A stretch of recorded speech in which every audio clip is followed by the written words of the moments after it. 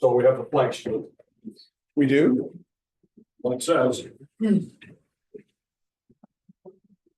I pledge allegiance to the flag of the United States of America and to the republic for which it stands, one nation, under God, indivisible, with liberty and justice for all.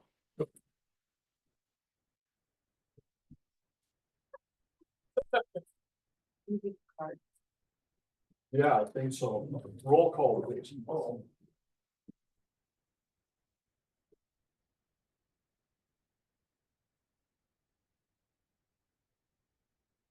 Richard Benaway. Here. Gary Daigle, I'm here. Gail Daniel, Here. Debbie Hamilton, Here. Richard Hancock, Renee Lilly, Here. Adam Sarnowski, Sean Smalley, Michelle Sumner, Here. Larry Whitaker, Here. Abigail Willis, Lisa Woods. Here. I also need to declare a potential conflict of interest pertaining to the police department budget. Correct. But I do it. That's right. Okay. And if you get that in the minutes. Okay, any media present? I don't see any out there. Public comment, anybody in the audience that wants to speak about the civil and urban renewal?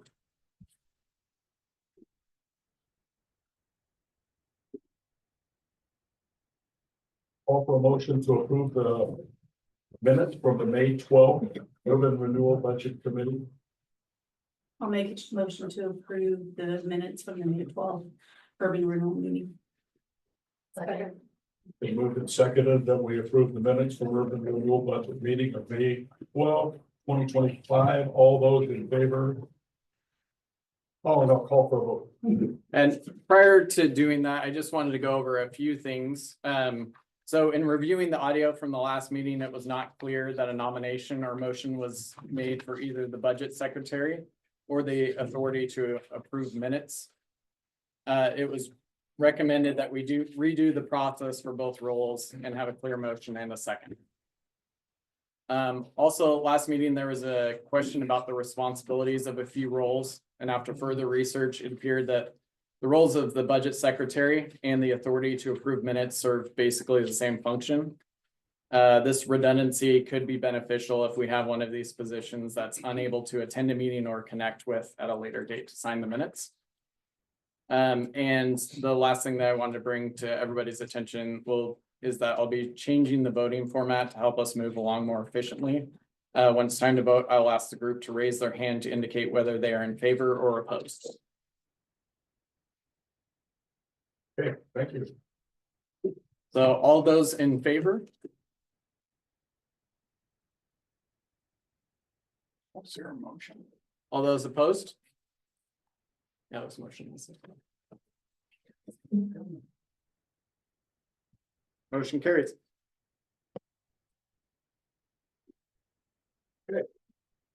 So, based on what he just said, we're gonna redo the budget secretary appointment, call for a motion for the nomination for the budget secretary.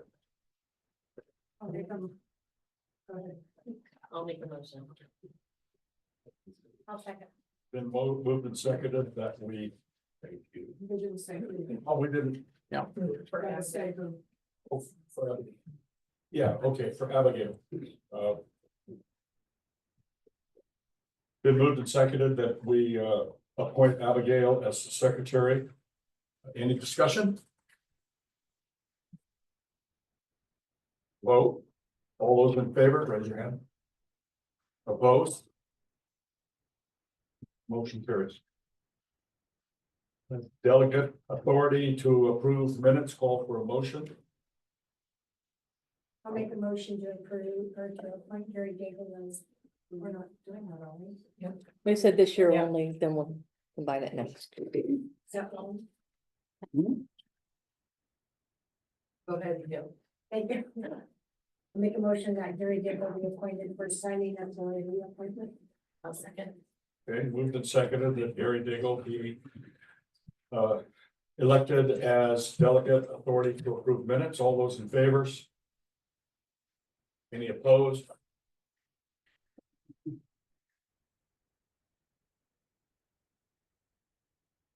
Motion carries. So 25-26 budget review, finance director.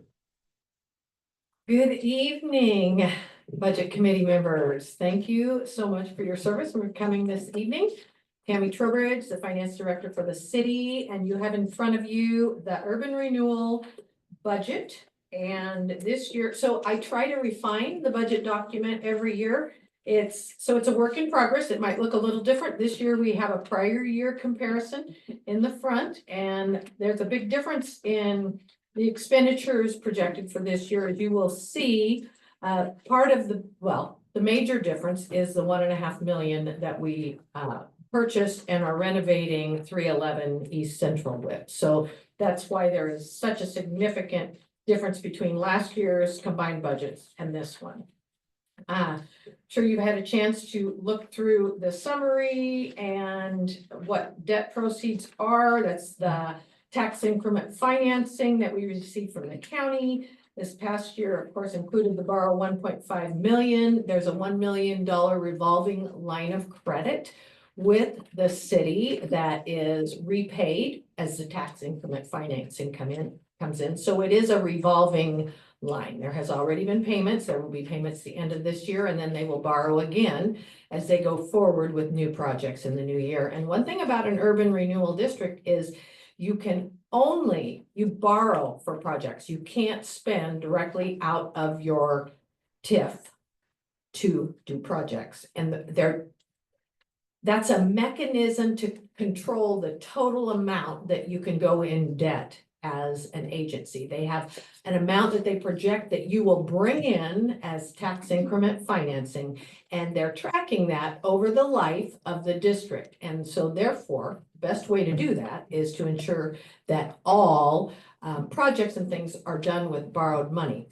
Because if you report that at the end of the year, then you're tracking it and you know that you can't spend or borrow more than X amount, which is around 21 million for our urban renewal district. And that's reported on at the end of every year.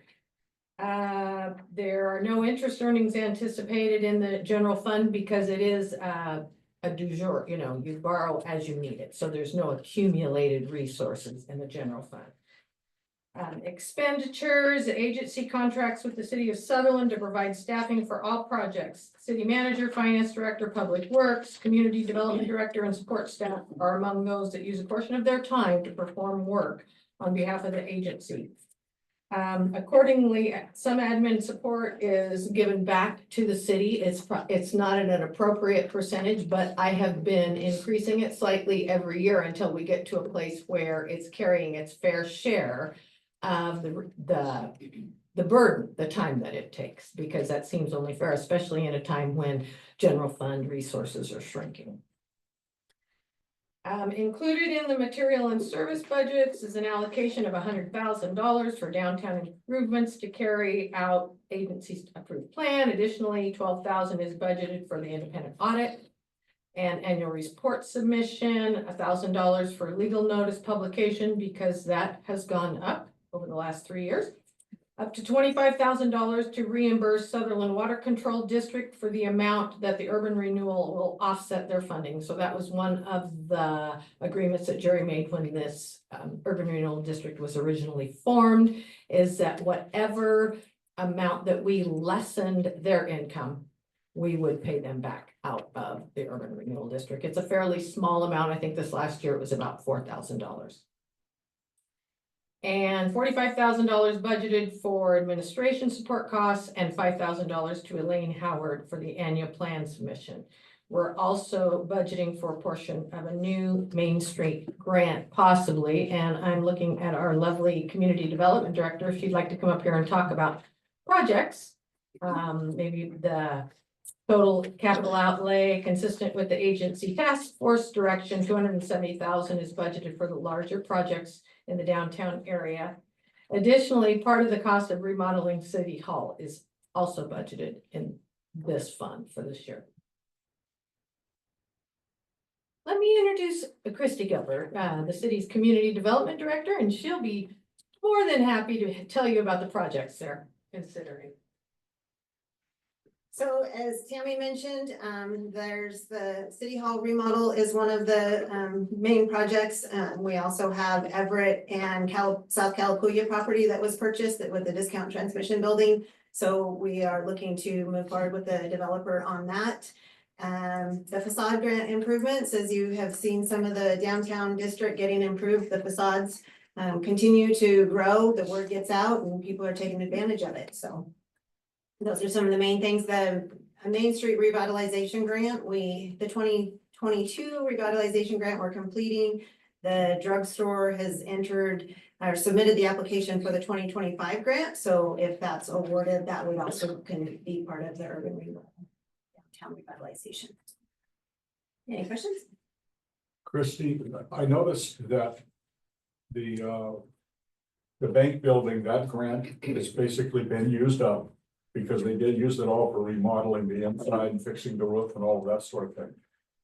Is there anything in the foreseeable future that they're gonna do to the outside? So right now, I believe you may have seen them pressure washing and they're gonna be painting. They'll have some exterior awnings over the doorways. That was the remaining balance. So they have till June 15th to wrap up this grant. So they're trying to utilize some of the leftover funding on that. And then as the businesses move into the building, then hopefully they will add their work to it. Okay, thank you. Also, question, so is there any possibility of this urban renewal grant moving to extended parts of Central? That would be our intent, yes. Do you know when that may take place? Actually, we just had a task force meeting today to kind of hone in on some of the scope. And so on the forms and the agreements and the criteria for the downtown district as it's been growing. And so as that continues to grow, we'll expand it as budget allows as well. Any more questions? Comments? We also have the debt service fund, which is part of this budget, anticipating approximately $654,000 of a levy this year, with $605,000 to be received in the fiscal year. We're budgeting conservatively for interest. And like I say, that of course, line of credit comes in on this side as well. And we're also budgeting for the debt service payment on the Amco Bank loan. This year, that's an additional payment. And there will still be some in debt service reserve. Any questions?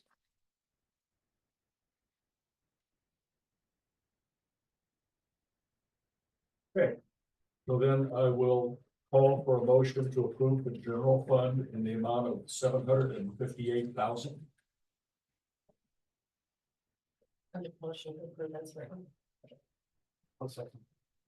Moved and seconded that we approve the general fund in the amount of $758,000. All those in favor?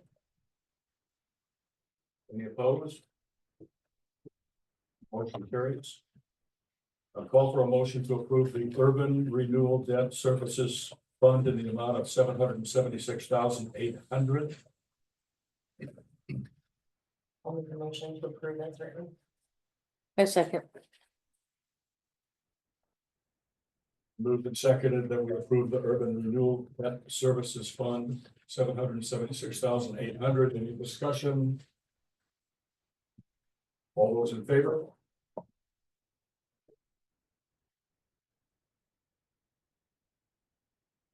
And lastly, we'll call for a motion to approve the 2025-26 urban renewal budget in the amount of $1,534,800.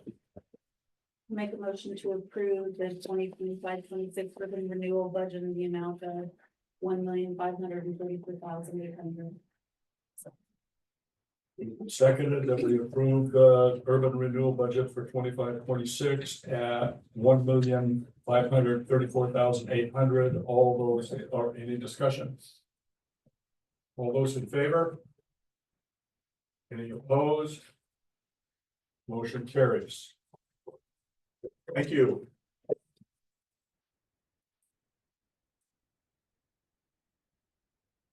To reconvene the 2025-26 budget review meeting for the city of Sutherland.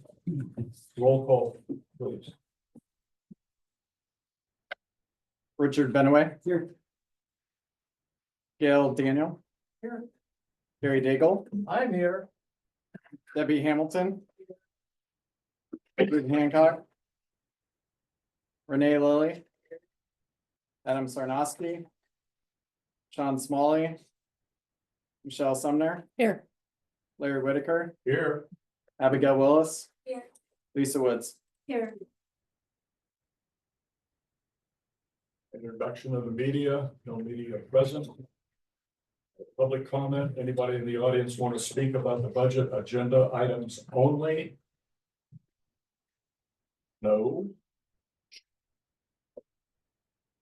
Approval of the minutes from the May 12, 2025 city budget meeting. Call for a motion. A motion. I'll second. Been moved and seconded that we approve the May 12th, 2025 budget meeting as presented. Any discussion? We need to say with corrections as we did earlier. On the minutes. Isn't that right? What, I didn't hear. We need to say approve those minutes with the corrections we made earlier. Because we didn't have motions on them originally. No, this is just for them. This is just to approve the minutes from the last meeting. Okay.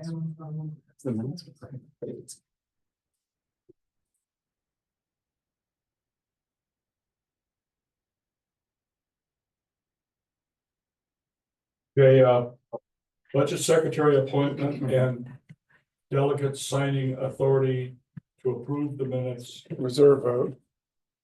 No.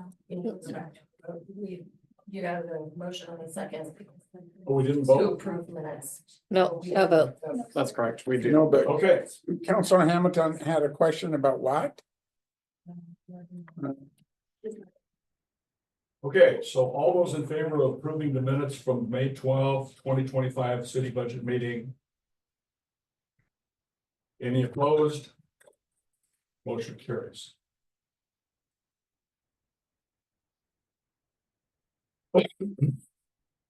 So anyway, the budget secretary appointment and the delegate signing authority to approve the minutes appointment.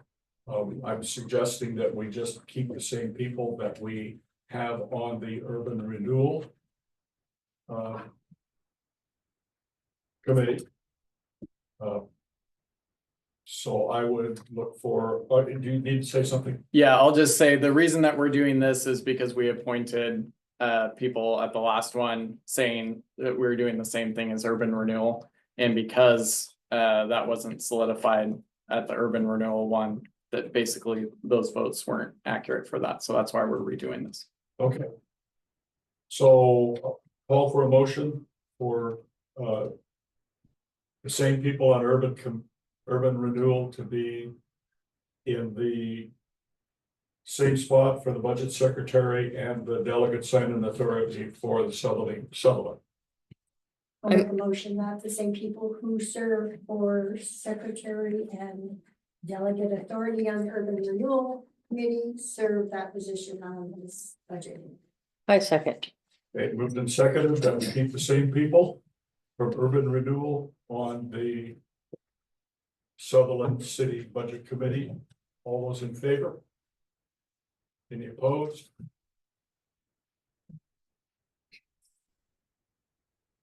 Motion carries. Thank you. You're welcome. Public hearing, state revenue sharing fund. This is an open public hearing. Good evening, Budget Committee, Tammy Trowbridge, Finance Director. The state revenue sharing requires a public hearing where public input is also invited, and the explanation of state revenue and the state revenue sharing is that counties and cities that levy property taxes are eligible for periodic distributions from monies raised from state taxes on motor vehicle fuels, tobacco products, and alcoholic beverages. These distributions from the state of Oregon are based on formulas that consider population, property tax per capita, and income per capita. Before a city can share in this money, the governing body must hold at least 2 public hearings, publish notice, and adopt a resolution or ordinance in which they elect to do so. At these hearings, citizens must be given the opportunity to provide written or oral comment on the possible uses of the money. One of the hearings is held by the Budget Committee and the other is held by the governing body. These rules are part of Oregon revised statutes and are spelled out in the Oregon Department of Revenue Local Budgeting Law publication. For the current fiscal year, those revenues are projected to be $95,000, holding it the same as for this current year that we're in. For the city to receive a proportionate share of these revenues, they must provide at least 4 of the following services, of which we actually provide all 7: police protection, fire protection, street construction, maintenance and lighting, sanitary sewers, storm sewers, planning, zoning, and subdivision control, and 1 or more utility services. Okay, any public comment? Meeting is closed for the public. We'll go on to the 2024-25 budget review, general fund, finance director. Okay, again, Tammy Trowbridge. I had some questions sent to me yesterday, and they're just great, like overall questions. And because we have new people on the committee, I think it would just be really valuable. Some of them are specific to this year, and some of them are just great. Why do you do this kind of a thing? And so I'd just like to kind of lay the groundwork on that. One of the questions was, the budget message mentions the need to explore all possible new paths in establishing a long-term solution for funding city operations. What new solutions has the city explored and what will be explored in the coming year? And the public safety fee is the first choice for a long-term solution for the things that we are having trouble with the projections in covering, right? Reserve accounts established, it would be an easy mechanism and vehicle to be able to track those monies and where they would go and support the equipment and vehicles and longevity things that are established for those people. Others would be cost containment, which at some point would result in service reduction, because at some point cost containment alone is not going to be enough. And a third option would be eventually looking at closing out the urban renewal agency early, because those funds would then come back into the general fund. So those are 3 different strategies that are being, can be considered. And obviously you will see that we have been working on cost containment in this current year. So another question was, what is the purpose of interfund transfers? Why do the funds receiving these transfers need to be separate? And it allows more transparency when you have, I'm going to use the police as an example. They've got a $3.2 million operating budget. That's the current year, what we're projecting it's going to take to just run that intact. And then you've got this reserve account over here, which is specifically for vehicles, equipment, and longevity things, which are kind of outside the realm of this is the day-to-day. These are the extra things, and we can project these out based on standard life expectancy on vehicles, and we know when our subscription leases are coming up on the car cameras and things like that. We know that we're going to have to redo our radio setup to be compatible with this county. So those things, but it's better to budget them outside of your current operating. It just allows transparency and people can follow easily. This is what it costs to operate. This is what it costs to keep equipment in working order. Let's see, a question. With expenses going up for society as a whole, not just city government, how is it the city can operate on a budget that is less than what was allocated for fiscal year 2025? And that simply relates to grants and external extra projects that we have. So in the year that we did the wastewater treatment plant, brand new, we had $21 million worth of a loan that flowed into our budget, which made us look like we had spent, you know, 45 or $50 million over, you know, those years, because it was a serious project that took incredible resource. So those type of things, Ford's Pond, which had bumped our budget up for years because we've been working on that for years, the non-Perel water treatment plant, Oak Street Commons, which is, you know, $2.8 million worth of fresh money coming in for infrastructure that is a grant. But those are over and above our operating expenses. So that's how the budget can be less this year, and we're still operating at the same level of service. Maybe less, I call them fringe, even though they're not fringe, fluff projects, parks.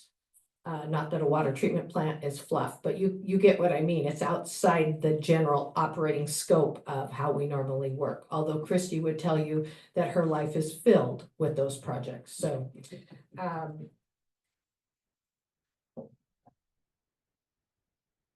when there is a positive difference between the current budget and the projected year end, where do the cost savings go? And is this part of the beginning fund balance for the next year?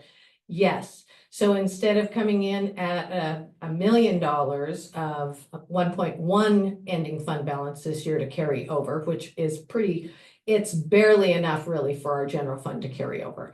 We're going to have about 1.8 or something. It's going to be right. It's going to be healthier, and those things just continue to roll over like that. Why are contracted services so low? I think I'm going to wait for the next ones until we actually get into the budget, because that's on page 66 and I'm kind of getting ahead of myself. So I'm sure you all had a chance to look at the city manager's budgeting message and the finance director's addendum in there, and budgeting in the city of Sutherland. And I'm like on page 8 and 9. Thank goodness we have more than 8 here tonight, because we would need at least 8 yay votes to be able to pass the budget. So we have a work group that's sufficient in size to even have some dissent, and we can still move forward. So good. Thank you all for being here. We're budgeting for an increase of 3% over the 24-25 property tax year. Franchise fee receipts are expected to remain about the same. Intergovernmental revenue, this year we renegotiated contracts with Calapooya Fire District and both the Sutherland and Oakland school districts to help offset rising costs. State shared revenues are also in that category. Water utility rates will increase by 2.5%, which was the applicable CPI in December, which is the one that we have every year. We're pulling from that. Wastewater rates the same. Expenditure assumptions, you need to know that health insurance has seen a significant increase going for this, I know, right? This new year of 10%. The PERS rates are bumping quite a bit as far as I'm concerned, 3 and 4% based on the fact that they didn't get their target rate of annual return. And so they're having to make up the somewhere. There's assumed wage increases of 5% for SPOA members based on contract negotiations with the union. Assumed incremental wage increases for the AFSCME represented employees of 2% in July, as well as 2% in January. That weights weighted average of those 2 bumps comes up to 3%, which is what the wage increase is for the non-represented employees except police, just to be able to keep that compaction as not an issue, you know, when the subordinates are approaching the wage of their supervisor. So we try to keep a nice gap between those. Materials and services. So the other thing about personnel, which is a little interesting, is you will look at the current year, projected year, and you'll see that we're under in most of those categories of what we had budgeted. And part of that, like for police is a great example. they were down a couple of officers for a while, so they, didn't use the full amount, but every year I have to budget for the full amount. If we've got 17 people in the police department and 1 in municipal court, I need to budget for a full year of those wages. Now, if somebody happens to leave, then we're going to come in under budget, but it would be irresponsible to not budget for everybody being covered for the whole year, even though things can change. You will see that capital investment breakdown there, general fund and reserve funds, and those things are expanded on further into the budget. Oak Street Commons, we've got other items that we're going to work on that will be revealed as we go through these different departments. This is just a roll up of what our projected capital outlay will be. We've got staffing chart, contingency meetings. If we aren't able to get through the budget tonight, and I'm sure Jerry's thinking, well, if you talk like this, we won't. We will reconvene again on Wednesday because tomorrow night Christy has a planning commission meeting that is pretty well set in stone. You'll see your strategic plans. A few of them got ticked off the list this year, and that's always nice to be able to mark completed through them. Our fund organizational structure and flow chart, and then we get into our actual budget on page 23. And you'll see a prior year comparison, proposed budget difference.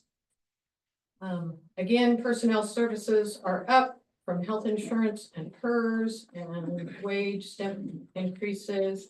We've got a budget summary there that is a 1-pager of the overview of the entire organization, all the funds together.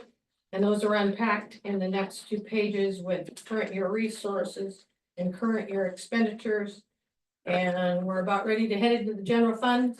So far, so good. Everybody with me? Do we have any questions, comments? Yes, sir. This public safety fee. How did that come about? I'm sorry, I missed that part of the meeting last week, but how did that come about? And how much is that going to cost each household? Chief Mills, would you like to talk about how it came about?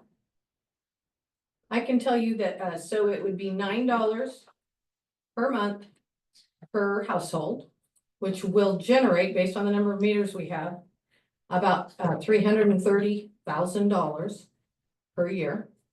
And what this will do is this also addresses another question that I had about those funds not being sustainable over about between 3 and 5 years, depending on how much they have to pay for radios and things. Based on the current levels of funding, we would run into a significant wall between 3 and 5 years. Chief Mills. I need also, before you start, Chief, excuse me, declare another potential conflict of interest.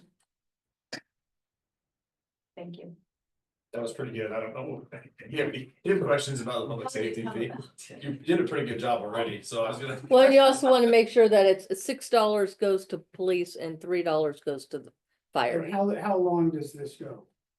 Until the council deems it either increase or decrease, or gets rid of it altogether. Okay, so if Depending it's on what our going, funding is. goes on without any definite termination, is that not a tax and not a fee? And if it's a tax, then it's a whole different ballgame than. Yeah, it's deemed a fee, not a tax by the way it's proposed. But I think if you do it without any end to it, it becomes a tax. Not from what I'm gathering from what I'm advised with our attorneys and from what other agencies and cities have been doing. It's getting pretty standard practice, and how it operates doesn't fall underneath the tax rules. Okay, It falls under the fee rules. so then my next question would be, what's to stop other fees being put into that same area? That's your elected officials.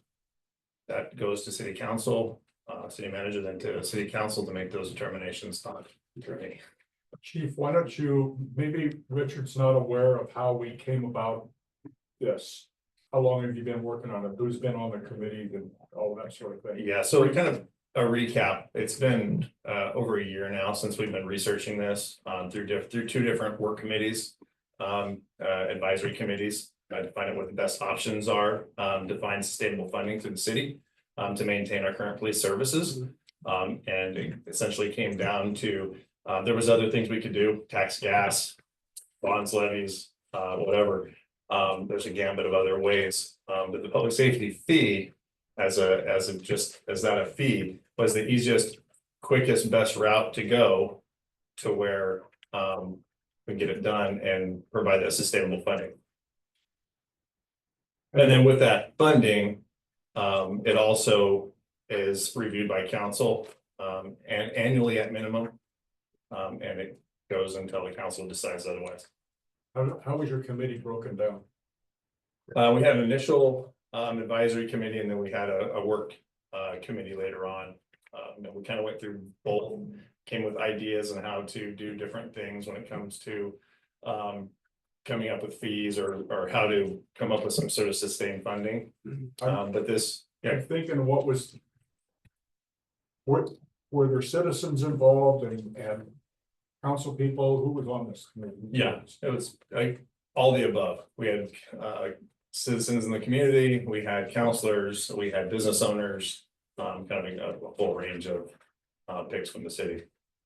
And I think a little more about how many cities have had to go about doing this because of 5 and 50 making it impossible for us to be able to fund so much of the police and fires budgets with technology fees going higher and higher, and our property taxes never being able to raise more than 3% and not keeping up with inflation.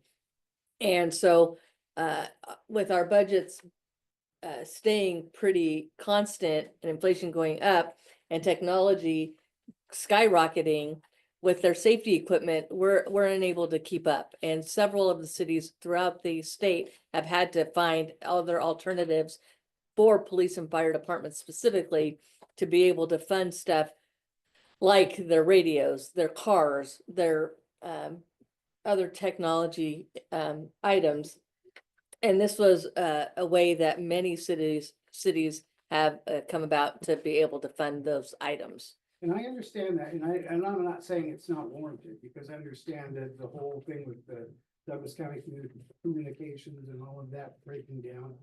I get that, but my concern is that we've got this $9 fee that's gonna happen here, and then somebody else is gonna come up with a fee here, and somebody else is gonna come up with a fee here. Yeah. How does that get capped? How do we say enough is enough? Because people are gonna really start to complain. What? You have to tell city council what you want. And I think people that are opposed to it need to speak up. And that's one of the problems sometimes. Well, the thing is that it doesn't get that well advertised though. Yeah. You know, so this is something that I feel like as a citizen member on this committee, I've got to, be a voice for the citizens, and I get this one. I mean, this one absolutely seems warranted, but what it doesn't do is it doesn't have some sort of fail-safe that say we can't do this again and again and again. But that's not what this is right now. And you can't put in this, we're going to do this utility fee, but in this utility fee, we're never going to do another one. I think that everyone is a case by case thing that we're going to come up with in city council. And that's what the elected officials decide on.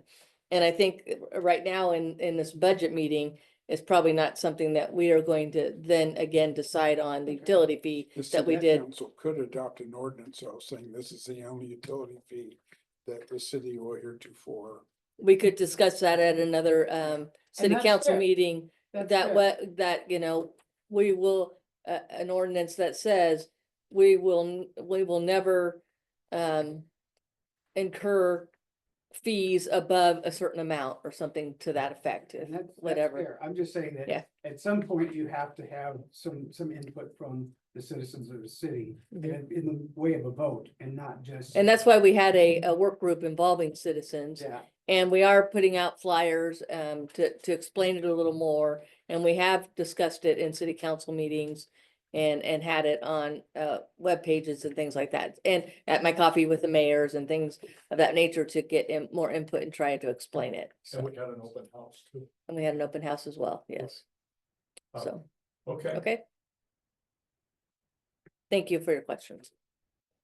I would like to say that this budget is not presupposed on that utility fee. So you will see that both of the transfers going to police and fire were reduced for this year because I needed to be able to balance the budget, and that whole situation has not been settled, wasn't settled, and is still being discussed, obviously. Let's see, as we go through here, mayor and council. pardon? I said your mayor and council. Are we ready to work on mayor and council? So I didn't know if you were interested in the revenue on page 30. Again, that extra carryover monies is bolstering our beginning fund balance for the new year. Instead of being at 1,080,000 or 1.1 million, it's going to be projected at 2 million. So that, Tammy, yeah. pardon, I don't mean the interruption, but if we have questions as we go through here, if we've earmarked something that we have a question on, you just want us to ask you at that point. Yeah. So on page 25, on the Oak Street Commons, you have revenue of 2,533,000. That is grant funds, just to clarify, correct? Yes, that Perfect, is. thank you. Okay. Mayor and council, no questions on the revenue. We'll go right to mayor and council, which is page 32. I have budget a little bit more. We have, we've had iPad replacements this year. We've had all sorts of things. We've had travel, we've had other special projects and items. And so to preclude having to do a budget adjustment to accommodate those same things that we're going to do this year, I have come in at 7,050 on that. I do have a question on page 31. On here, it has wellness grant. I'm sorry. Yeah. On page 31. Yes, We don't do that anymore? no, we don't really have an active Okay. wellness. Perfect, thank you. Although I do encourage people to walk. We have a beautiful city. City attorney, we have been, containing those costs quite well these last few years. I'm budgeting it basically the same as we're projecting to spend this year in that area. City manager. We will see a bump and some things there because we are expecting we will have to bump that at least some to when we go out for advertising for a new city manager, because Jerry's time with us is done in December. So. Actually, it started last month. Just kidding. But we also have the recruitment cost built in down there. The council has talked about doing that internally now instead of hiring a firm because it was proving to be very expensive. And so as a cost saving measure in terms of helping our budget, we're going to do that recruitment in-house. We have a great group of people. I'm sure it will be well advertised. And they have lots of extra time, right? Oh, we have so much extra time, yes, but we are seriously invested in them. You will do a fine job. Thank you. So city recorder, executive assistant, I can have Bo come up here, except he's over there, so I'm not going to. He did a great job of doing this recap. I said, hey, here's what they put in there last year, put something on there.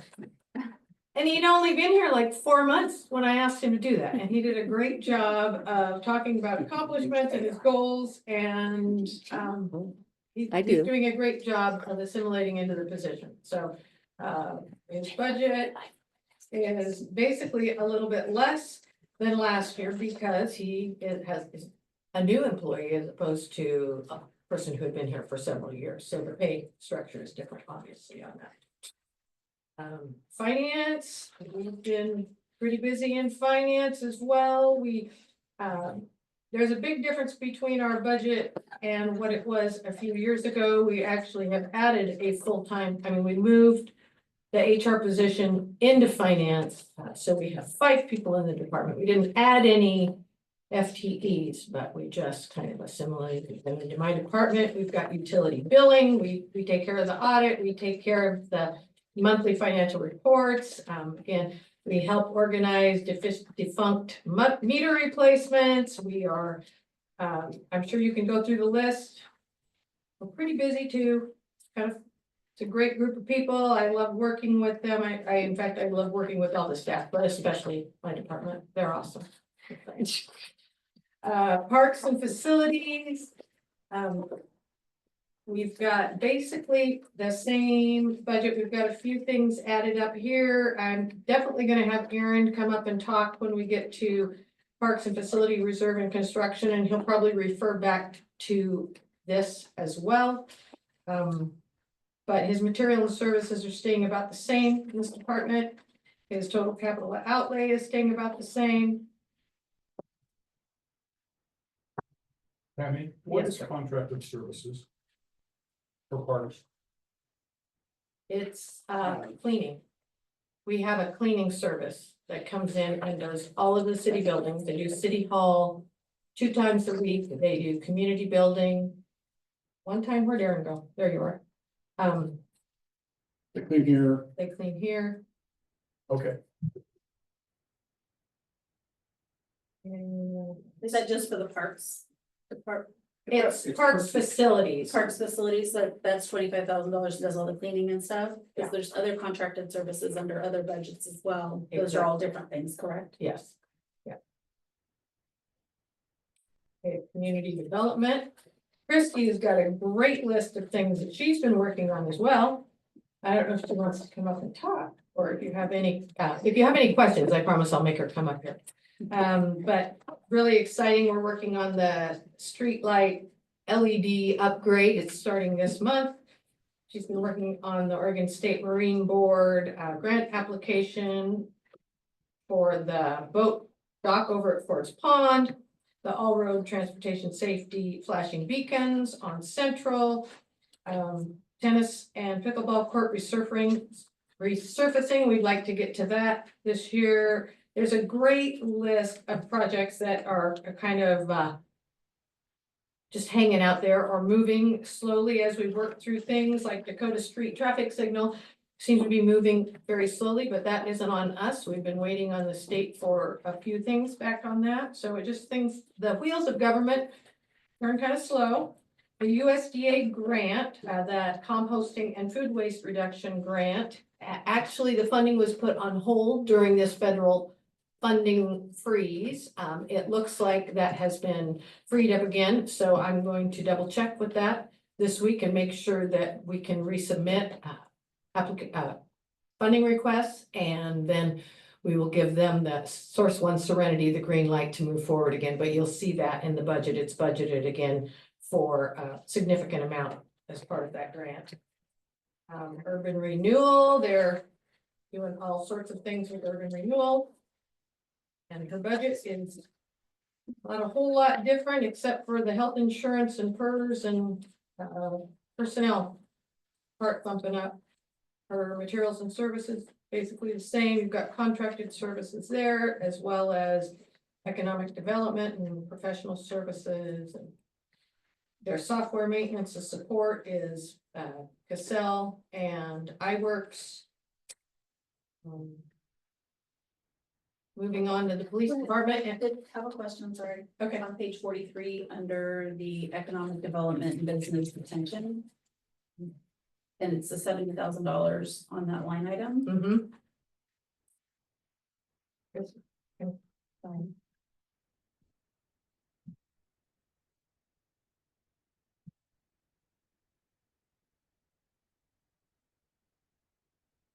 So a lot of that has to do with some of the bigger developers that come in, they, the recruitments, the work that goes into, or the contracted services when we have to have engineers review other engineers' drawings to make sure that they're to the city standards, those sorts of things. So pretty much anything that is improving the economic vitality of the city. And so that cost is on the city and not the developer. So some of it is, but it still circulates through our budget. Some comes in, and then we get reimbursed. Okay, Some of it is kind of like when we need to contact the city attorney, we have to reach out and get that consultation, and that's on us. okay, perfect, thank you. I am gonna ask Chief Mills to come up and talk to you about his budget.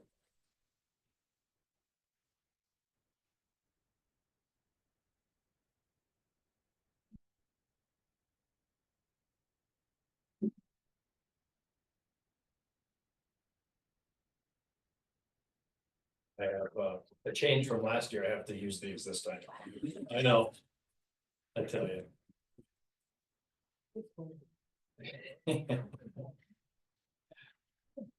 Okay, quick summary. Of my budget message, I'm sure you all read. So right now, the police department with its 18 members, 14 officers and 4 support staff. We currently patrol 10 square miles. The population is encroaching 10,000. Right now, this last year, there was a little drop in calls. One of the reasons for that was because of we were down 2 officers. So we didn't have that many calls. We count their self-initiated activity as a call. This year, we're fully staffed so far. Well, I say that we just lost one.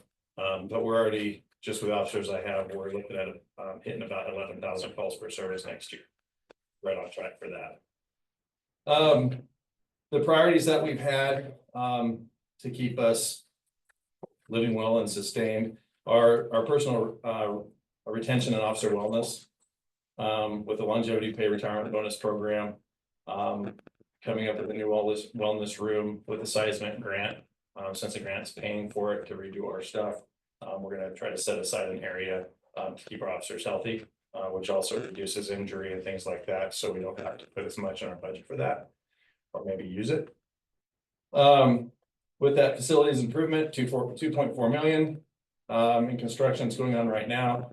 This gives us expanded locker rooms, evidence space, training areas, and for other support operations. The thing that we are running into this year, I know we're not into the other part of the budget, but with the countywide radio change, it's going to require us to change all of our radios out. They're running about $6,000 a radio. So it's going to be estimated right now with a quote at $220,000 just to replace our radios. I'm working on minimizing that, but that's the current quote I have. Because they have to be P25 compliant, digital and analog. Also, something that's going to be in the capital outlay for this year is a replacement of our tasers. They've been in service a really long time. They're starting to fail. So with the new replacement of those tasers, part of that contract, which we don't have a contract for these currently, part of that contract takes care of our training. All of our cartridges are free. The training's free, which right now it costs $1,000 to $2,000 to send somebody to become an instructor in this one. But that new contract takes care of all that. All the cartridges we expend, they're all free with the contract. I don't need to say that's free or not, but it comes with the contract. Some of our accomplishments this year, we stayed with under a 5-minute response time to all priority 1 calls. We had an 80% case closure rate. The target was 70. Really well. We received over $20,000 in grant funding this year. We raised $7,600 for through community outreach for the Sutherland School District. And of course, we've partnered with other agencies to reduce our costs as much as we possibly can. Having that relationship with Winston and Myrtle Creek, County Roseburg, OSP. So that helps. The short-term goals for us right now are facility upgrades, finishing this seismic grant, and increasing our officer visibility, maintaining that lower injury rate and burnout rates. As you know, we haven't increased our numbers since 2019, and before that, it was 30 years prior to that since we got another officer. So we're working with what we have. with the call volume going up. It's probably in the future that we're probably gonna have to add somebody. But right now, we're gonna utilize our technology and infrastructure to kind of lean on that versus having officers actually on the road sometimes. We have a security system for the city that we utilize, which helps us increase our case closure rates as well. So we're kind of leaning on technology to ease some of the financial burden for the police department as well. Yeah. One of the things that I mentioned to you this earlier, but officers per thousand population on page 52. Yeah. The bottom line says our officers per thousand is 1.4. FTI recommends 4.6. And you said one of the reasons for that is because of the camera system that we have. Correct. Yeah, and that's pretty much, when the council made it a priority, actually one of my line items, it got reduced this year, but it was actually one of the council priorities for that line item to continue with the security and surveillance system in Sutherland. So that's kind of where we're at with, reducing some of our budget. But that system has led to a lot of solved cases where we wouldn't have known who did anything, let alone, get somebody and convict them and get restitution for the victims. With these systems that are up right now, you're pretty hard pressed to get away with something here. So it's a good deterrent. Well, last year I asked about the same thing and you said you weren't gonna ask for it last year, but it would be coming this year. And now you're saying not again. And my concern is yeah, I like the cameras. They are helping to solve things, but if I'm seeing an uptick in shootings and other violent crimes, and cameras aren't gonna help if we have an in progress person crime going on and there's not an officer to respond to handle that. So when do we get that extra officer? Well, that's up to you guys as well. Granted, I would take as many as I could get, just because, I believe in that 4 officer per 1,000. I believe in the different kind of calls we're getting nowadays. I believe in officer burnout. I believe in officer injury. I'm seeing it all the time, and the burnout rate for officers is absolutely atrocious. So I would say, yeah, I'll take one any day of the week. However, being fiscally responsible tells me pump the brakes. Right now, our officers doing a good job. I don't see burnout. I've got things in place, the wellness program, having a room for them to, essentially relax before after work. We do the gym memberships, partial reimbursement for that. So there's things I'm putting in place for that. This last year, like I said, our call volume was down a little bit because we had we're down a couple officers. If we hit 11,000 calls for service next year, it'll be a change of tune next year when I come up here and talk to you guys for a budget committee. But right now, I think we can sustain with what we're doing with what we have. And like I said, leaning as much as we can on that technology to help us out. Have you had times where you've had more in progress calls than officers? Typically, see, sometimes we run with one officer because we have to. There's no overlap. And sometimes things happen during those shifts. It's hard to say like what day, what time we're gonna need an officer. It's always the worst possible time. I tell you that. It's always when we have one or we have none. When one of our officers is the only person on and they're in Roseburg at the jail. There are those times. That's when we lean on our partners, lean on our other law enforcement agencies to help us out. Just like they do with us a lot. It concerns me that we should be having 4.6 and we only have 1.4. That's not good. I agree. I've talked to my employees about it. I've talked to the rest of the staff about it. I've talked to the captain about it. And what we see right now for this budget is we're fine with what we have. And we're all tough. So, we're probably late to the game, but right now, I think we can do with what we have. And if something changes, these things always change. People quit, people get hurt, people burn out. If I come to council and ask, hey, this is where we're at, we need more personnel, we've had it, I'm getting some signs of burnout, I'm gonna come ask. Not saying you can't change it, change your mind then. Have we ever thought about doing a halftime person?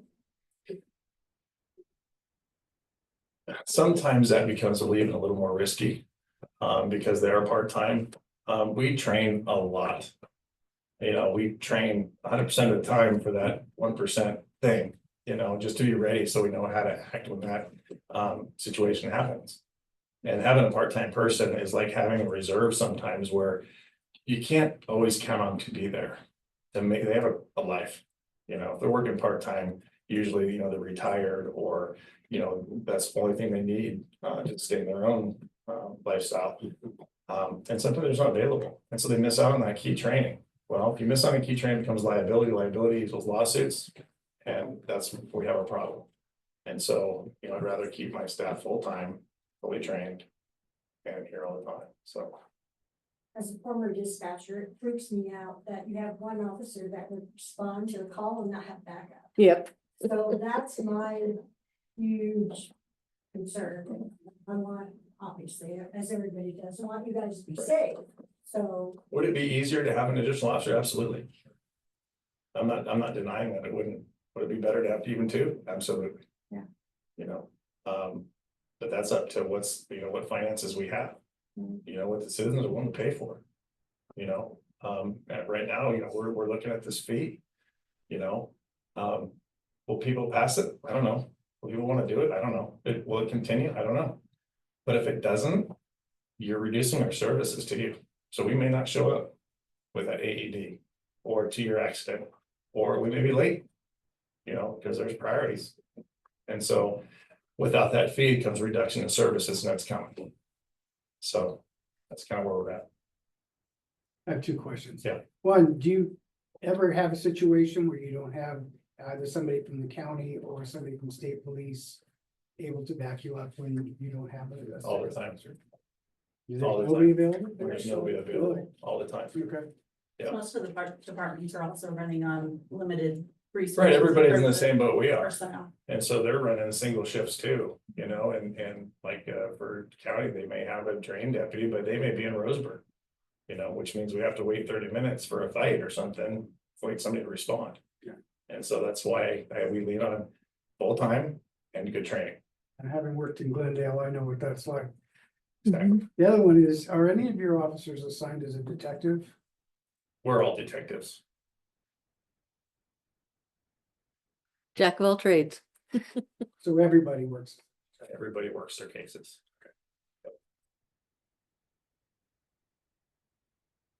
We have the 4.6, we might be able to have more than that. Well, and that's the, you know, and that's the trade-off. I mean, more FTEs mean more upward mobility, more, you know, more ideas or more ways to keep people here. You know, but are we there? You know, that's a council decision if we're there, you know, so I'll just give you the straight shot every time. And when I tell you we need it, I've been putting this off since 2019 to get that second person that council wanted to give me right away. And so we're almost there. This town is growing, and you know, things are happening more often, so.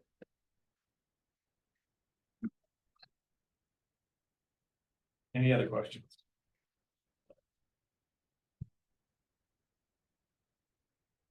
The next one is municipal court, and you'll see that basically we've got, you know, health insurance and personnel costs that go up.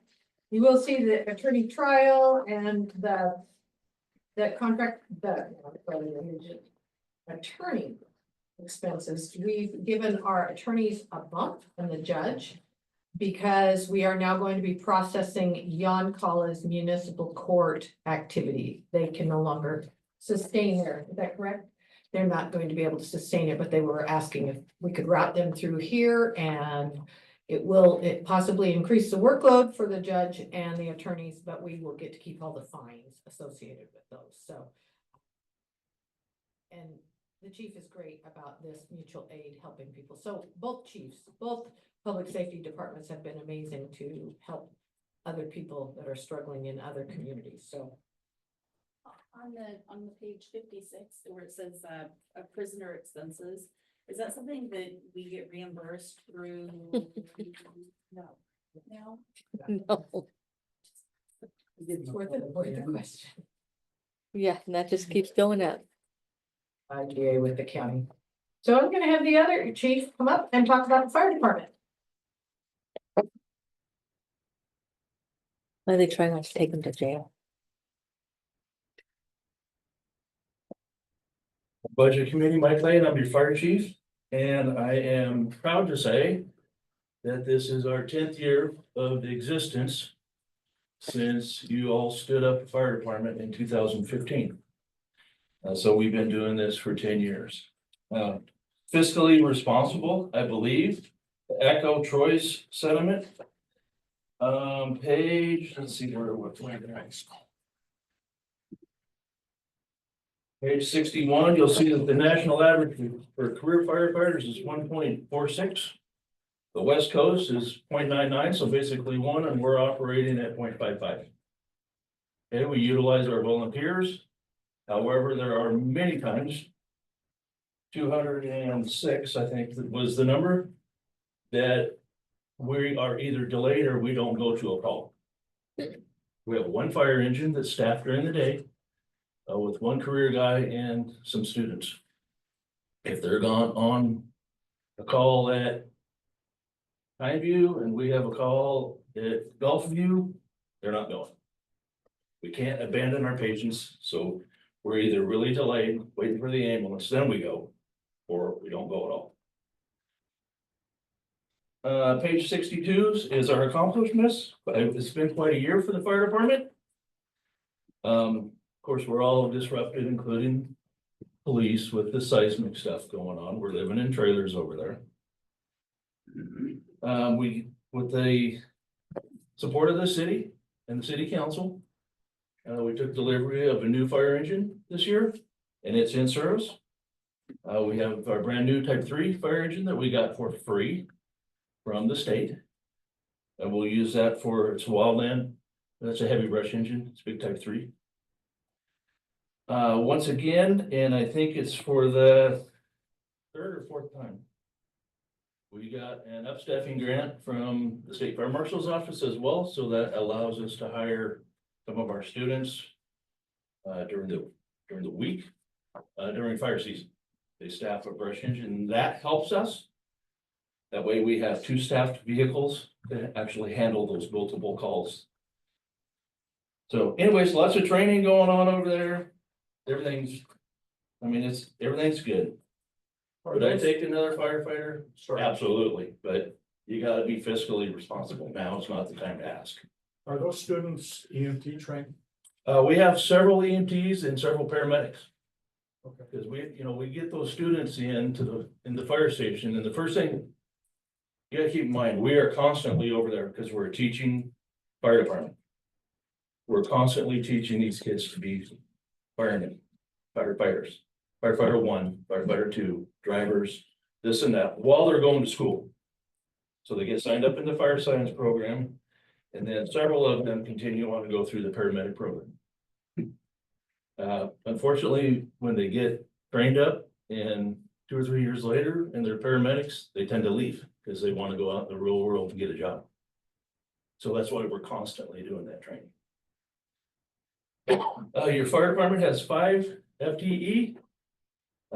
That's a part-time chief, that's part-time assistant chief, a full-time division chief, which is Mr. McGar, and 3 duty chiefs.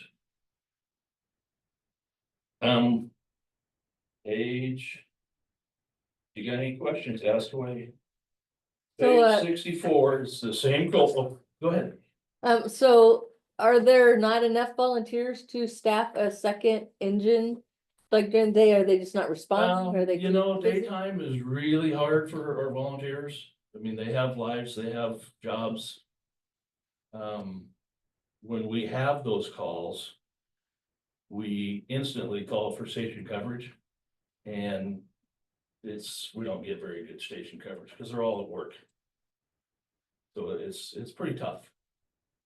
Are there students enough that you could ask them to volunteer so many hours a week, or like one day a week, or a couple days a month or something like that? We actually at times will have volunteers come in.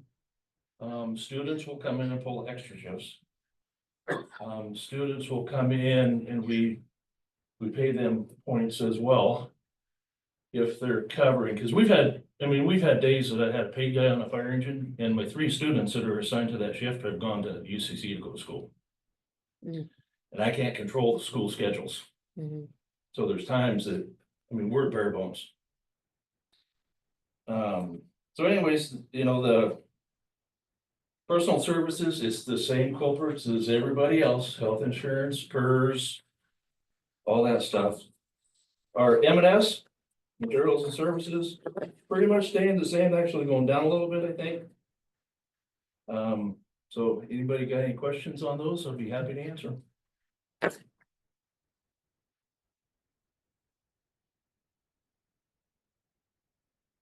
Thank you. It stays on. I'll be back up here to talk about the reserve.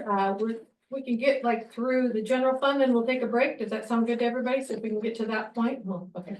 So the not allocated to an organizational unit or program, you'll see slight changes in verbiage and description in a few places because there were some updates to the Oregon Department of Revenue local budget law in terms of how they want to see it. And so they sent me some technical assistance on that. And so instead of saying non-allocated, they wanted not allocated to an organizational unit or program. They've just asked for some specificity in a few areas. So you'll see some of those changes.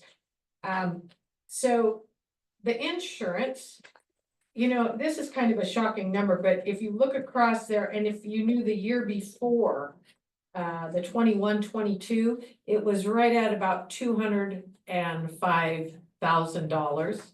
So it's going to be, and so this was my projection based on the annual conference they had with round numbers. They gave us a percentage increase. And so the rates are actually holding steady this year, but every 3 to 4 years, they go through and do an appraisal on each city's facilities. And this was our year for an appraisal. And so the value on all of our properties went up given inflation. And so our insurance bill is actually going to be $330,000. So I'm even a little behind the curve as I put that number in there. And one of the questions had to do with why are the contracted services so low on this page? And you will see they customarily are not a lot in this department, but what happened in the current year that we're in is that we paid for the environmental report on Oak Street Commons, which brought that number up. So that's why that's in there. Question, Tammy. Yes. On this page for the utilities, is the utility costs of $20,000 projected? And on that, so why would that be under a different, where is that for?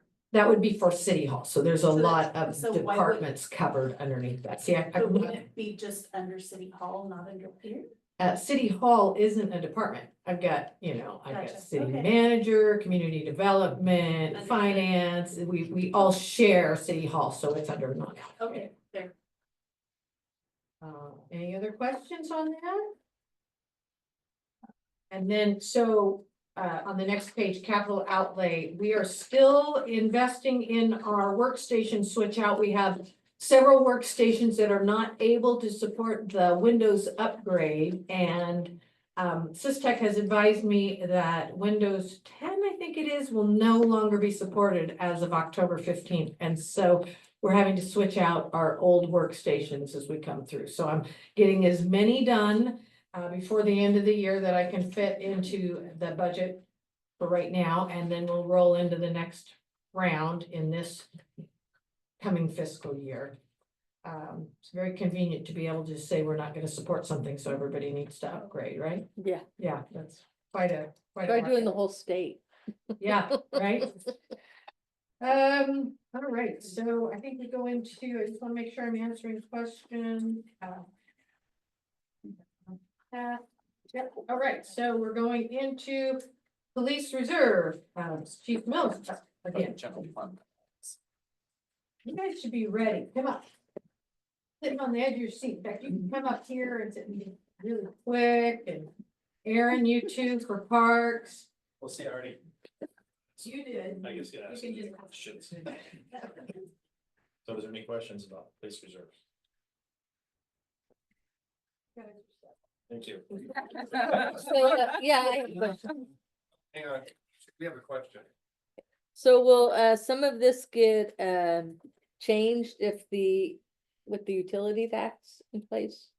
Better answer that. Utility fee. So. Fee, I mean, utility sorry. fee, it's not a tax. Fee, I'm and, sorry. I don't think, so the current year, I think everything is covered with the fund balance that's there. It's in the next year and the year following where we would have gone into a deficit and started having to say, okay, well, we can't afford the cars this year, so we'll bump that into the next year. Or Okay, those kind of things would have happened in the next 2 or 3 years, okay, not in the immediate year. got it, okay. You playing? There he is.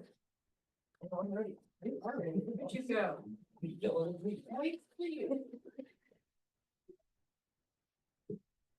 Fire reserve fund. Well, any questions? The 88,000 for the aerial is the loan payment. So that's new and that will continue on for about 10 or 10 years. something years. We received the truck, they delivered it from New York. We're busy trying to get stickers off of it and put radios in it and all that kind of good stuff, get it operational. How's it look? Pardon? How does it look? It looks like a real truck.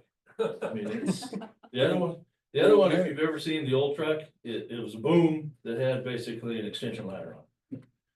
This one's got a steel 3-section ladder, so. Goes up 100 feet. I thought it was 80.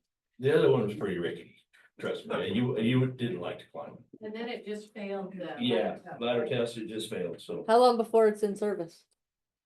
I would think that it won't take us more than a month. We got a hold of the sticker place. We got most of the equipment coming off of the old truck going on to it. We talked to Silky about the radios.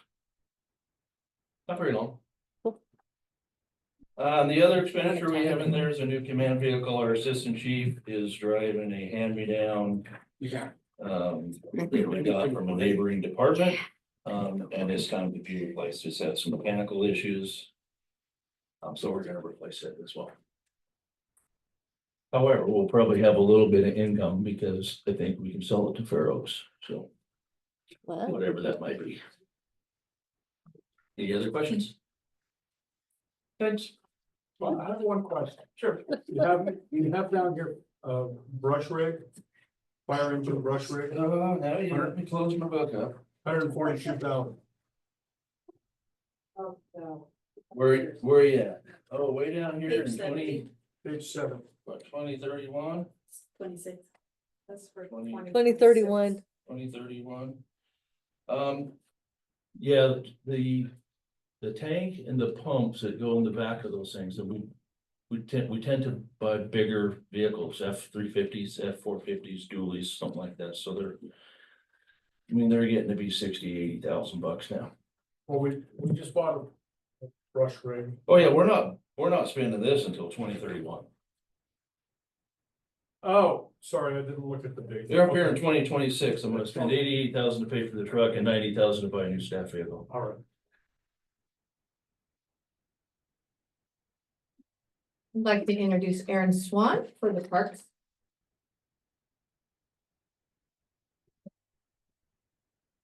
Committee, Aaron Swan, Public Works Director.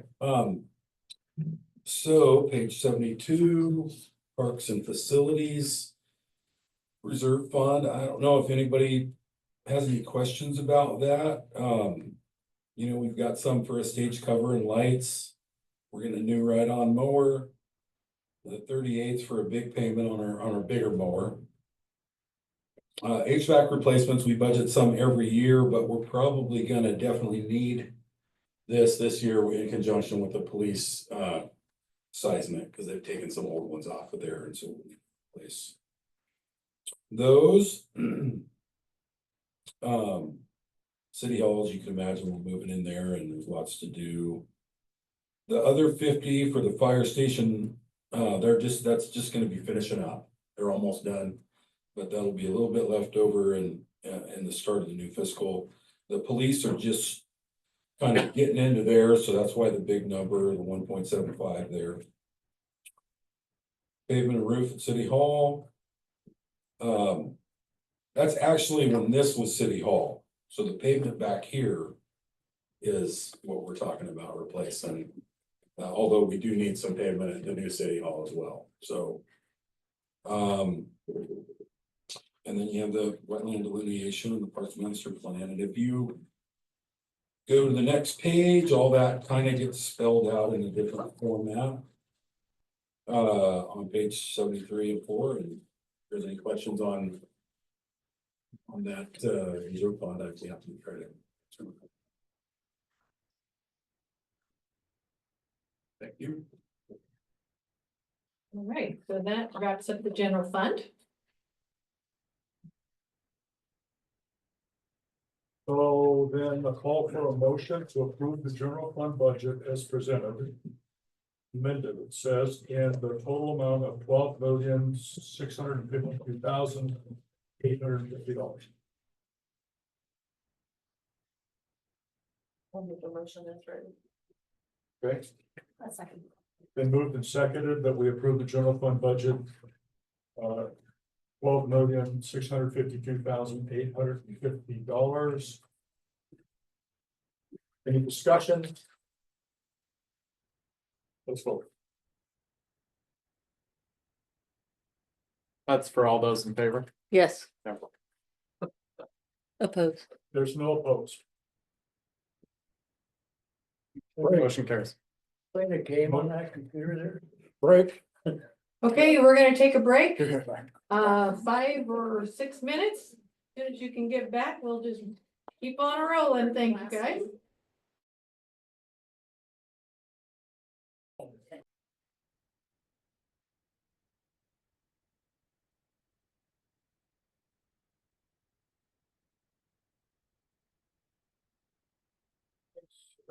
All right, special revenue. Well, you will see that the special revenue section has expanded this year. We've got the 650K Fed homeless grant, which we weren't able to access this year, but in the year that we're coming into, we're very excited about partnering with St. Vincent de Paul for their timely transitional housing for people who have school age youth and are struggling or losing. So that is what that is targeted for. Is that only just that one house or are they gonna add? No, they're building a whole complex out on the corner. Is it Pear Street? Pear Street, yeah.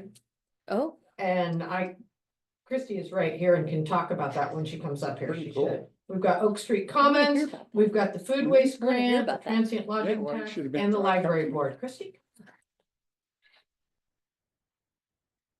The whole presentation.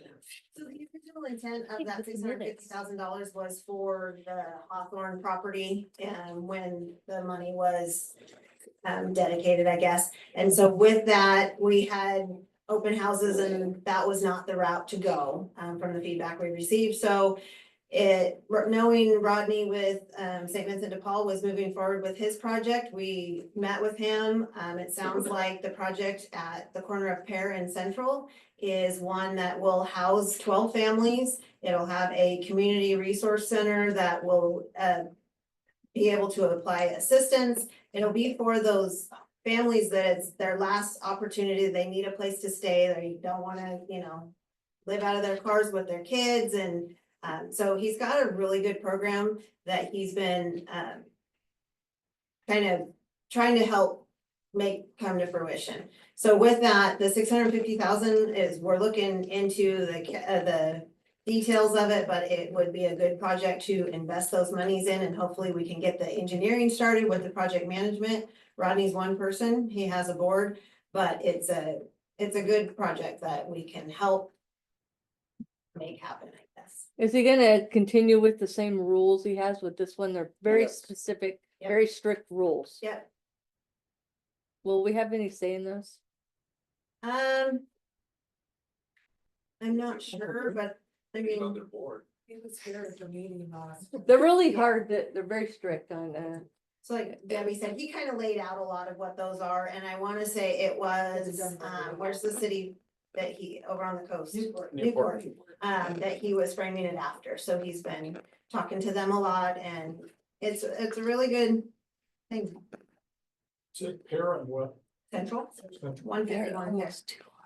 It's the vacant land They're that has a almost too lot of hard wetlands, so it's for not people really, thinking- a developer would not be able to make good use of the land, but he has a proposed I had layout some that would be families in able there. to do that. They don't leave them any money to live on. So now I'm moving into Oak Street. So right now, we're underway with the engineering. The engineer has kicked off with the surveying and the geotech work. And then we've also entered into the voluntary cleanup program with DEQ for determining what needs to happen with the previous log ponds and wigwam burners. USDA composting and food waste. So this one is the one that Tammy mentioned briefly earlier. We had a slight pause on it, so hopefully we'll get that back into fruition. That's with Source One Serenity and Sutherland Sanitary. It's a great partnership, and it was kind of a pilot program, all grant funded, and so the city was supporting that grant.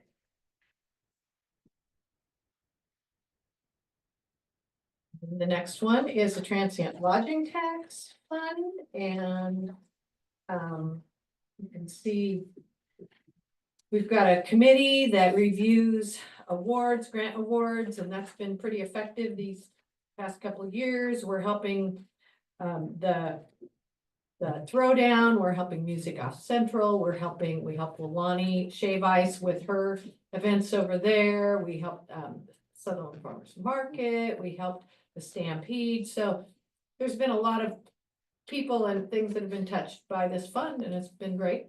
Helped the transfers reduced a little bit down the park's construction because Forts Pond is now done. We had bumped it up to help finish Forts Pond, so we'll bring it back down to a different step. And I have, as we move into the library board, I just thought you should hear from our esteemed library director, if you'd like to hear about what all the things he's doing over there. He's got a great program, cracks the whip. One of his many titles. I know, Yeah. right? We're just gonna talk about that one tonight.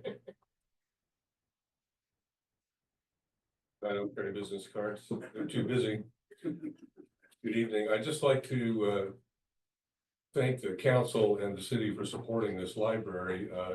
You should know that we're running one of the best public libraries in Southern Oregon on not a shoestring. We have 2 part-time employees.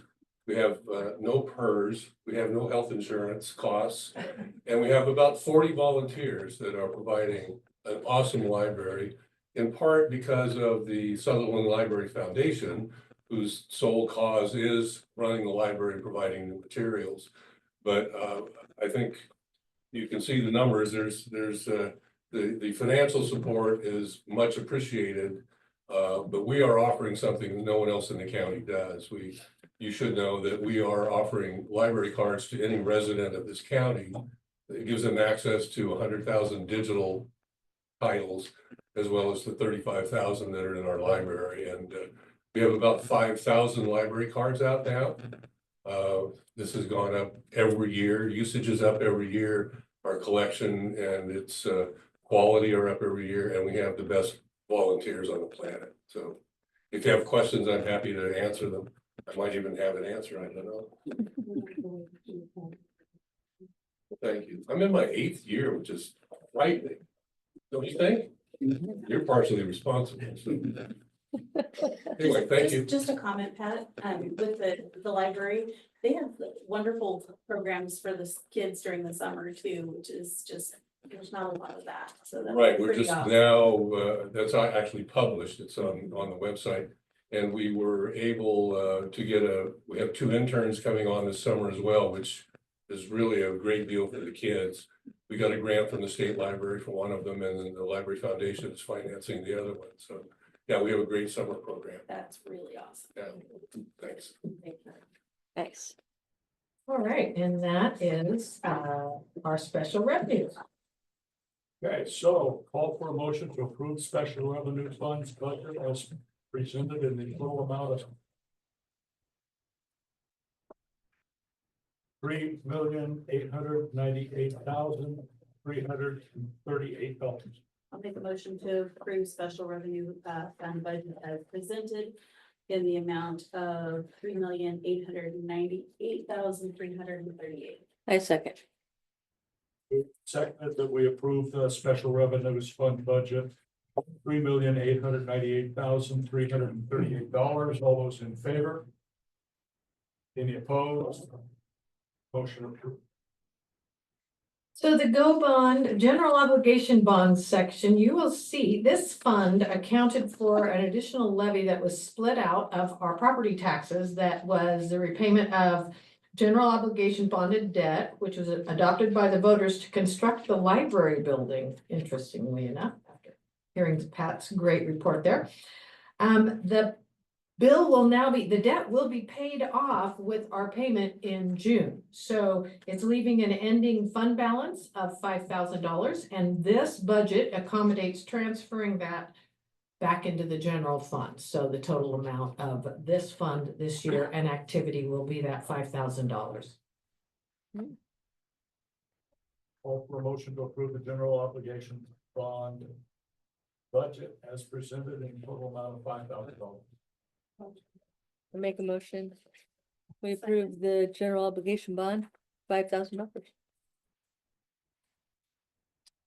Okay. Is that what you Moved just- and seconded. Kind of a little out of order, but Okay. moved and seconded. That we approve the general obligation bond budget as in the total amount of $5,000. All those in favor? Discussion. Any opposed? Motion carries. I'd like to call up our Public Works Director to talk about the street funds section. Oh, and I would like to answer one question that I had about this.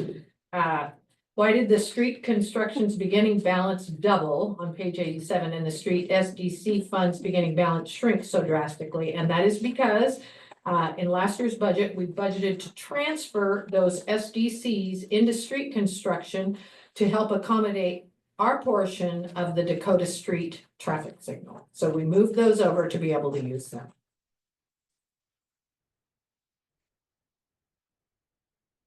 She said. If you would turn to page 84, that's kind of where I will start. So you can see in our capital improvement plan for streets, our pavement project for this summer is First Street behind City Hall, Maple Street going up to the dog park, and some short pieces of Second Street off of Branton, and that's 300,000. Dakota Street Light, that's 700,000 is for engineering to start. The Wade Street improvements, we did not get that Safe Routes grant, but we're going to move forward with a segment of that in this upcoming fiscal year. We are adding 2 rapid flashing beacons on Central in conjunction with ODOT, and that 65 is our portion. And then the 320 will be for some additional pavement, and the leftover will go up into the Wade Street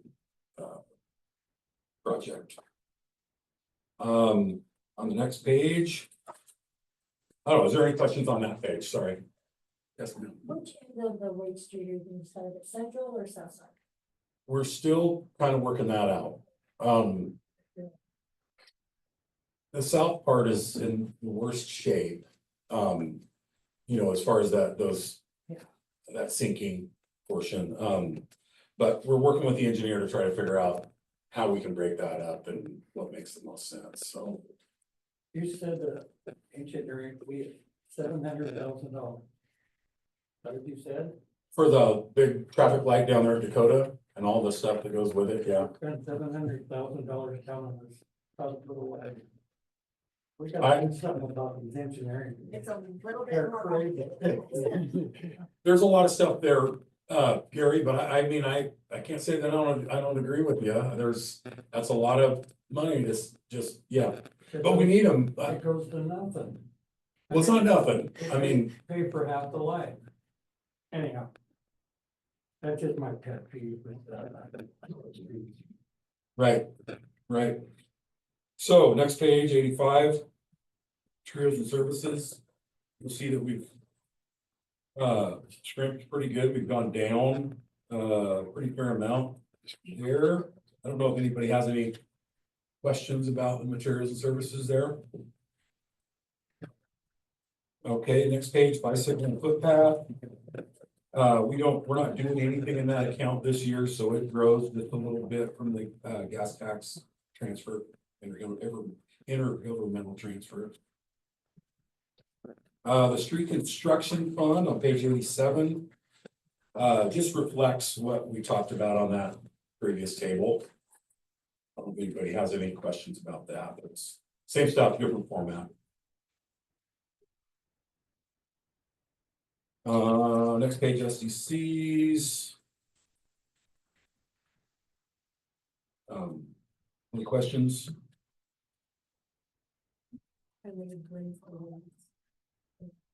Last time we raised the SDCs for streets and 2020.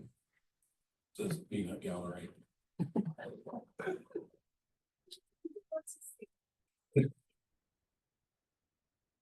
No, I mean, I appreciate that. Says, Sure, I says did the not. smart peanut gallery. Yeah, yeah.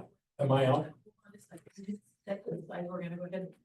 So that is the end of the street fund section. For a motion to approve the street funds budget as presented in the amount of $3,714,650. Been moved and seconded, and we approve the street funds budget as presented in the total amount of $3,714,650. All those in, is there a discussion? Can I just ask one question? Okay. We're talking about Dakota Street and 38 going out of town? Yes, sir.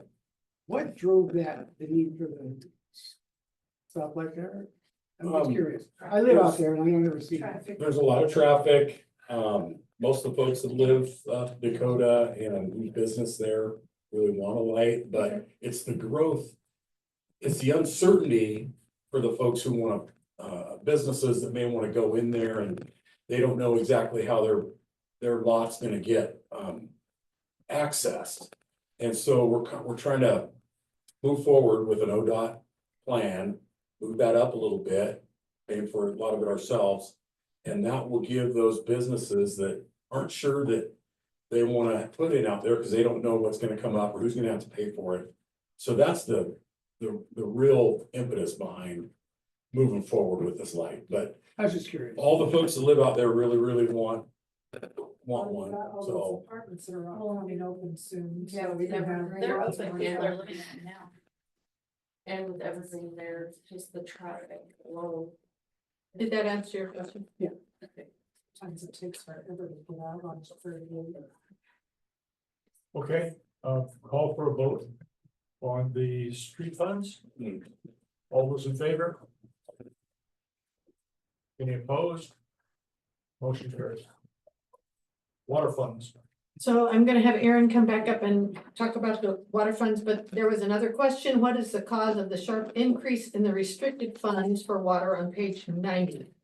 And it's part of that categorization that the state had given me some advice on, technical assistance. And so basically funds moved out of contingency and into restricted and only leaving a portion of them in contingency. So it was just based on some recommendation from Oregon Department of Revenue. Aaron? So, water funds, let's begin on page 91, not much there. 92, materials and services. I did have a question Oh. on page 92. Yes. So on here for chemicals, the chemical costs increased substantially for the proposed budget year. Right. And I was wondering why. Let me find that. It's towards the top. It stays, And it stays the same. I have it being 125 per. Oh, am I looking at No, that? the proposed is 125, but the projected at the end of the year. Oh, the projected end of year, so, Yeah, yeah, well, we're just sticking with the same budget as Okay. last year, and we have spent. More than that, I think we're gonna be around 100 so, when the year is over, the project is not quite. so do these, that maybe I just don't understand, but are these chemicals relating to just our water? Our treatment Our process. treatment process, does Mhm. this have anything to do with the Cooper Creek water and the chemicals that are going into that? It's just absolutely to do with our treatment process at Perfect. Cooper as well as Nonpareil. Because I thought we were going to be spending less money on chemicals because of the purchase of the solar bees. Right. So does that not? the I think case? that is proving out, but chemicals just keep going up. The dollar value, the cost of them. So if it weren't for the solar bees, it might even be more. Okay. So in the latter part of summer, Cooper, it's pretty hard, but they've helped. Okay. Yeah. Thank you. Yeah. So we do have some jumps, distribution system maintenance. Some of that's to do with, we bought a lot of meters and boxes this year and all that stuff's gone up so much. Equipment maintenance, from 13 to 25,000. There's some pumps. There's a sludge pump we need and a backwash pump that we're gonna have a spare on the shelf out there. So those are costs we're incurring going up. The other big jump is testing down below, and it's our year to do lead and copper testing, and so that you see a little bit more going there. Our on the next page, 93. Vehicles and equipment, we're good on the 29. We do have maintenance capital. We got 60 grand for cathodic protection and solar panel for upper Umpqua. Now that is something we're probably not gonna need now, but it's part of our pilot program for the collectors on the new meters and kind of switch gears a little bit. So we're leaving that in there, but we may not need it. And then we're gonna do new water line replacement on Second Street between Calapooya and Umatilla. That's an estimated cost, and then that $500,000 is for we're starting into our pilot, like I mentioned. We anticipate that we're gonna like the pilot program and move forward. So Tammy's put that much in there to start with the meter replacements as when that becomes needed. So any questions on those few pages? Oh, what did I say? Second Street? Oh, sorry. Somebody always told me that. $2,000 for computer maintenance. Okay, where am I, Gary? Back on the, Back on page 92. okay, Back on page 92. right. Computer maintenance, $2,000. If I only have a separate contract, besides what we do with the state law. It's the same folks, but I see it not. That was in 2023. That there isn't anything budgeted for that. In fact, that was a couple of years ago. We do still have computer expenses, but they must. Okay, so that's, It's fine. Yeah. Pardon me. I'm talking about what happened to state law. Yeah, I mean, it's in these guys' budget, but it's the same company but it's in the communications and alarm that got moved up, so the computer maintenance line item is just gone now. Okay. But we're spending money on computers. Constant. Okay, let's see, was I on page? 94. 94. Okay, and that, once again, is just a reiteration of this table on 93. Water reserve fund. How much going on there? Debt service, that's kind of Tammy's show. On the debt service, there's been a lot of water projects, so we have a lot of debt that we are servicing, that OECDD. Bond interest pays off in December of 2033. We had the IFI loan on the Scone Mountain Tank 6 and Oak repairs. That one's pretty new, so that's going out to 2050. We've got, of course, the non-Perel water treatment plant. That's a new loan servicing that we're just implementing. Water revenue bonds, that pays off in January of 2028. So a couple of these are getting fairly close to the end of their life. And then the USDA, which was the Cooper Creek plant renovation, it stretches out there until 2052. But obviously, we've got great reserves and able to service the debt for keeping our water nicely processed. And it is a priority. So that wraps up the water fund. Okay. Call for a motion to approve the water fund budget as presented in the amount of $8,585,800. I'll make a motion. I'll second it. Moved and seconded to approve the water funds budget in the amount of $8,585,800. Any discussion? All those in favor? Any opposed? Motion carries. Wastewater funds. Okay, so wastewater funds, page 98. Any questions there? I'd like to go to the next 99 for materials and services.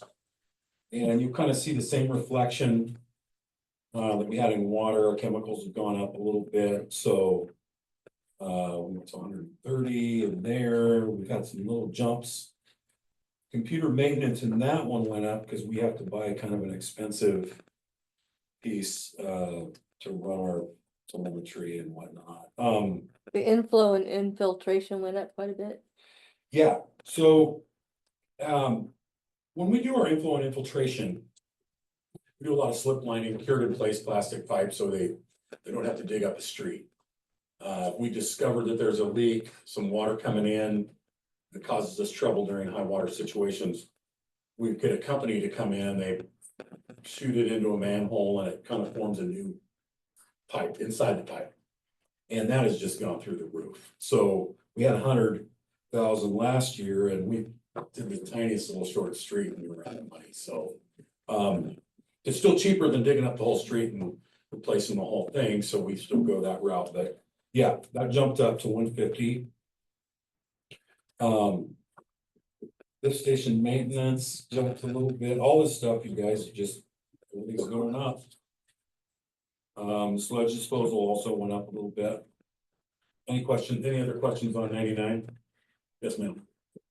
And I noticed this on the, water fees too. What is the visa fees? I mean, I know the visas that. That would have to be for. So in the billing, so utility billing bills out and we get charged a fee to offer credit card service.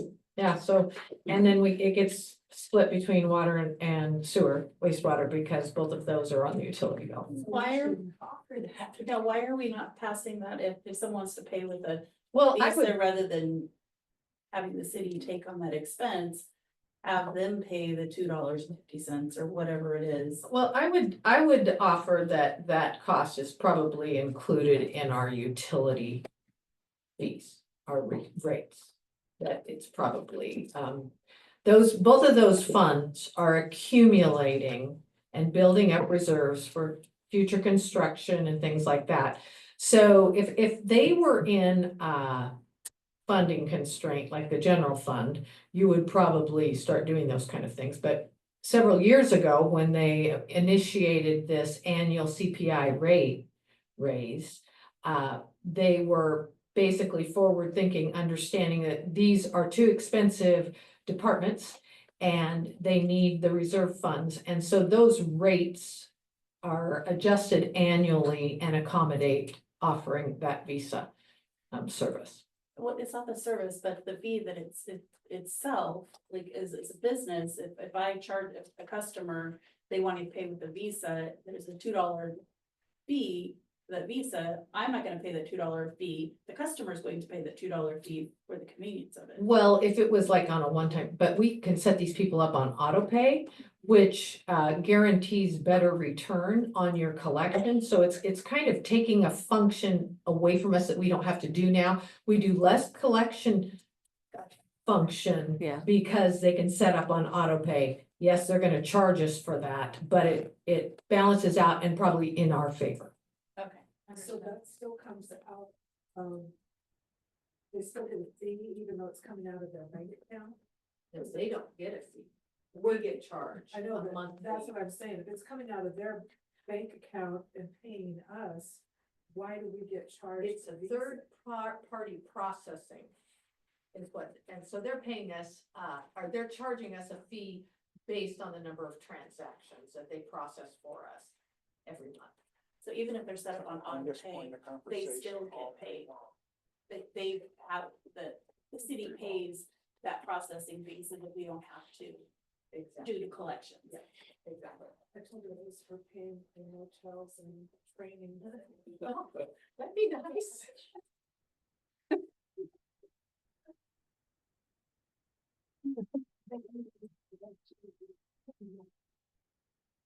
Okay, so, page 100.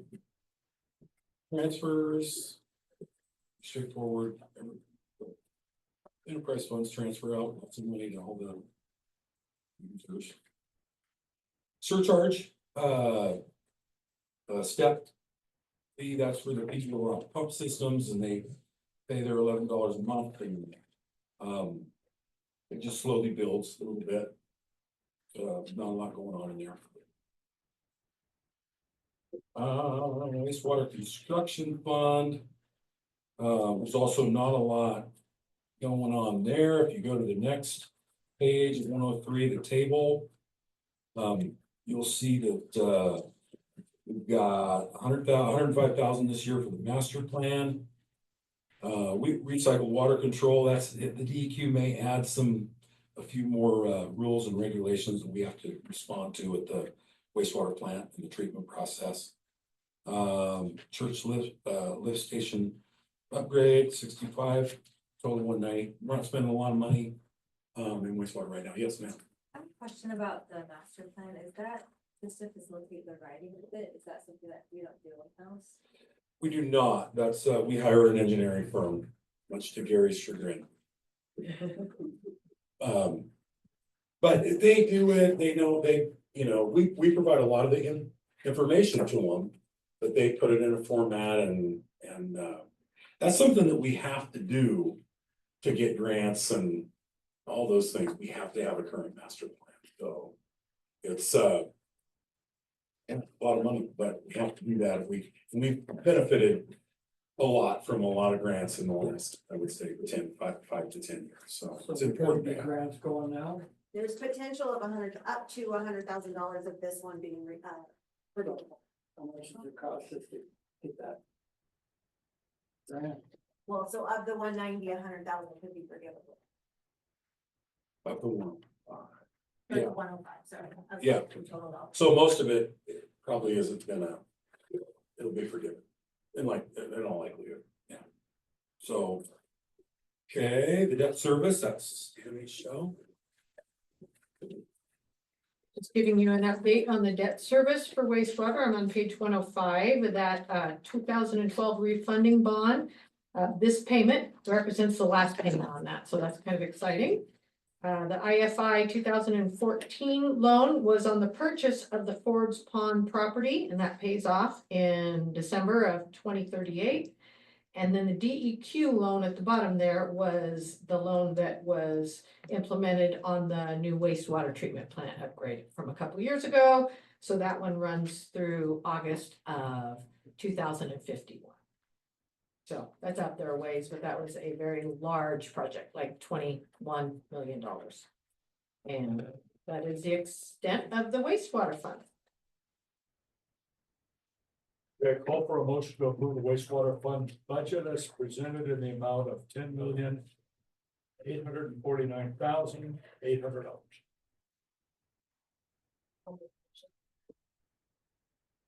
I'll second. It's been moved and seconded that we approve the wastewater fund budget as presented in total amount of $10,849,800. Discussion? All those in favor? Any opposed? Motion carries.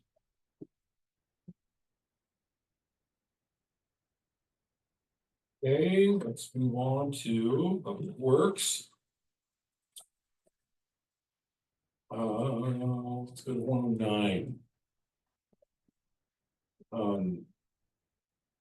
You got personal expenses. Everybody moves through this one. There's been a little jump, not much, and then materials and services went down substantially this year, so. No belt. Any questions on that page?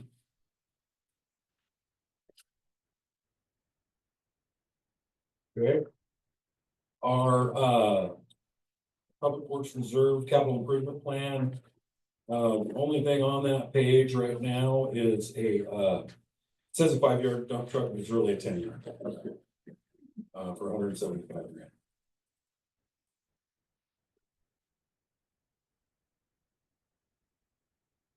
So that reflects in the next on page 111 as well. And that's about it for Public Works. Any questions on Public Works?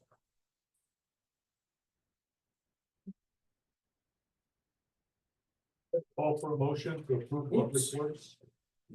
Fund the budget as presented in the total amount of $2,338,850.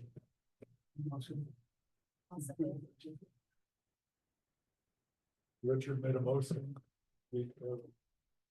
All right, Renee seconded it. Discussion? All those in favor of Public Works funds budget? What? I didn't finish saying it. I'll finish it. I was prompting. Okay, any opposed? Motion carries.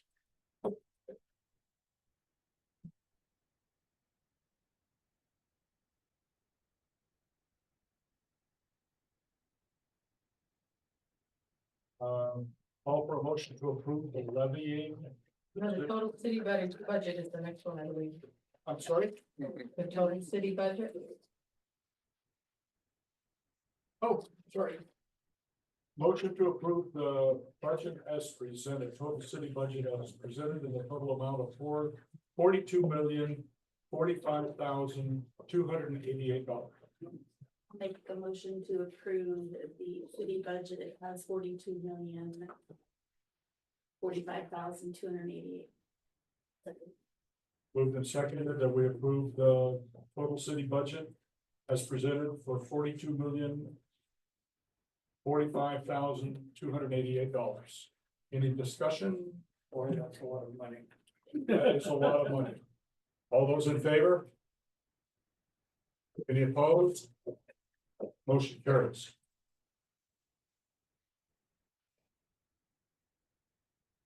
Call for a motion to approve the levying the city's general operating property tax rate 5.6335 per $1,000 of assessed value.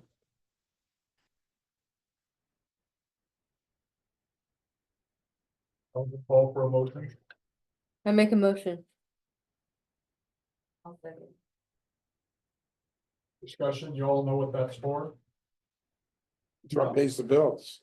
That's the tax rate per $1,000 for the city of Sutherland. So of the $15 that we've learned from Measure 5 and 50 that the property taxes are capped at, 5.6335 of that comes to the city of Sutherland.